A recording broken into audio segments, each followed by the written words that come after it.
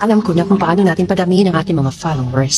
Ganito naman gagawin yung mga karnas. Puntahan nyo lang yung mga kapwa natin content creator, yung mismong bahay nila.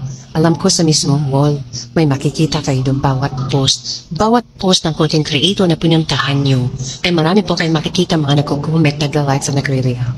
Doon, mag-comment lang kayo, mag-react, at mag-share kung nagustuhan nyo po yung mga post ng ating kapwa content creator. Yes, kagaya po ng ginagawa ko. Mahilig po ako mag-promote ng aking kapwa content creator. So, ang ginagawa ko, may naipopromote akong isang content creator or minsan grupo o marami akong pinopromote sa wall ko. Puntahan nyo lang po yung bahay ko. Doon mag-comment lang po kayo.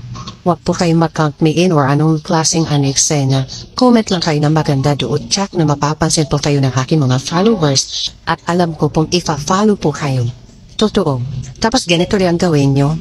Manood po kayo ng live. Makisama po tayo. Yes, kapag nanood po kayo ng live, tapos i-mention nyo po ako kapag nanood po kayo ng live kasi check na pupuntahan ko po kayo. So yun lamang pa aking may share.